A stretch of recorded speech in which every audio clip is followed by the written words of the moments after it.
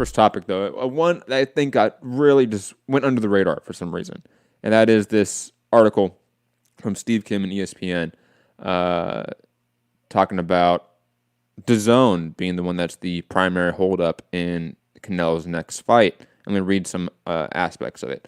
Promoter Eddie Hearn has said WBA super middleweight champion Callum Smith is the leading contender to face Alvarez in the fall. However, multiple sources told ESPN that DAZN is asking for a steep discount from Alvarez for this particular fight, which is keeping the matchup from being finalized.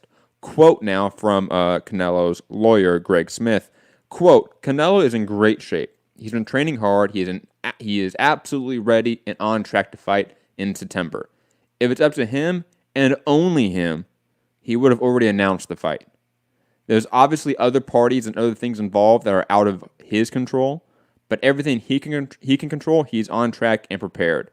Everybody, including Team Canelo, is waiting to find out if DAZN is going to live up to its obligations.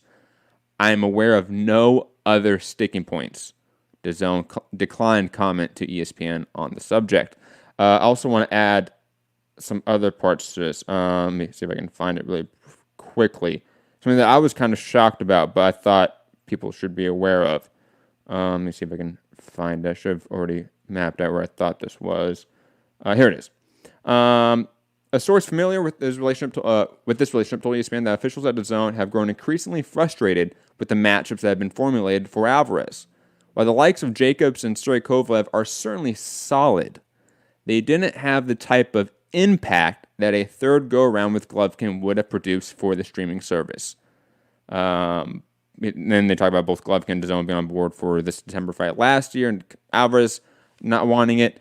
Now, guys, there's some more here about DAZN that I think is a compounding issue that I'm going to try to connect off. If I fail to do that, I apologize. I'm going to try to do my best to connect these very disconnected issues into a singular issue. Nigel saying, "Oh, the fight is on ESPN." I was right. Thank you. See, I knew the fight was on ESPN. Yeah, I'm side topic here. I do wonder if that Frank Warren ESPN Plus deal is still in effect. I know Rob has been trying to figure out if it is or not. I don't think he ever got back to me on if we still have a Frank Warren Queensborough Promotions deal with ESPN Plus in terms of distribution in the U.S.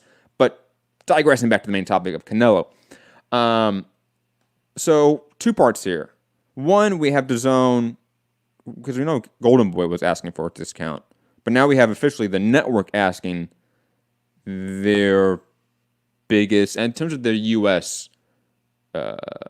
Department, right? The U.S. side of it, the U.S. region of DAZN. We know that DAZN just had a huge $4 billion plus deal with, I forget the name of the German soccer league. So we know that DAZN in other places of the world is far more successful, like exponentially more successful in gathering up mainstream sporting ventures, brands, and athletes. However, in the U.S., Canelo Alvarez is it, right? Like, there's real no argument that anything else under DAZN U.S. is a true subscriber driver, so to speak. Even Bellator, which I think has its audience, isn't the subscription driver that a Canelo Alvarez fight is, or two fights is in a year, right? So we have the network now coming out and saying that, not coming out and them saying it, but from the sources from Steve Kim saying that they are asking Canelo for a steep discount. We also know that from Steve Kim's article that they believe the Kovalev and Daniel Jacobs fights were underwhelming. I'm going to use that word. I know that word was not used here, but I'm going to use that. That they believe that those fights were underwhelming in terms of driving subscribers to the network or to the platform. A few things about that. One, there's no way they can get away with actually trying to undermine his pay and give him a pay cut. That's just not going to work. Canelo is young enough and wealthy enough to sit out. And like I've been telling everyone on every show, I think me and Rob had this debate on the last show, maybe it was me and Gary, about how our perception of whether or not Canelo is going to take that pay cut or not. No, he's not. And we have his lawyer out here saying that this is the only sticking point to his next fight. Everything else is good. We're going to fight Callum Smith next. Okay? We're going to get that real belt at 168.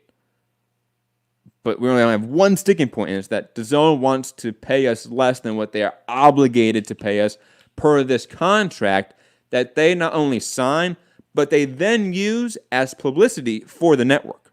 Let's not forget that DAZN used Canelo's deal and contract as a main PR sort of booster for their platform when they signed him. This was this big, huge news that DAZN signed Canelo to the biggest sports deal ever, blah, blah, blah, blah, blah. Like, that was the news, right? Back in a year and a half ago now, right? So there's no way Canelo's going to take a pay cut when those two things would happen. A, there's a contract, and B, you use that contract to promote yourself more than any other product in the United States of America. So therefore, I have leverage. Secondly, to the issue of Kovalev and Jacobs fights being underwhelming, I will say this, brief caveat. Of course, those fights will not and should not, in theory, do the numbers that a third Triple G fight would do. Like, no one would argue otherwise. However, there's no way those fights should have been underwhelming for any platform. It's just impossible. If those fights were on traditional pay-per-view distribution platforms, it would have sold above 500,000 pay-per-view buys easy. Kovalev might have hit close to 1 million. It might have done Kovalev numbers, right? Or might have done 900,000. Those were big fights. Those were sellable fights too, in a lot of different ways. I think Jacobs is one of the most undersold fighters of his generation. Okay? And plus, he's a fantastic fighter. That was a unification in the middleweight division. You could have easily sold that. The Kovalev fight, Canelo moving up 2 weight classes, taking on the crusher Kovalev with all this power. You know, you could have sold it as him facing Triple G, but bigger. Like, you could have really sold it in a lot of ways. And it's not like Kovalev and Triple G's pay-per-view numbers are different as A-sides.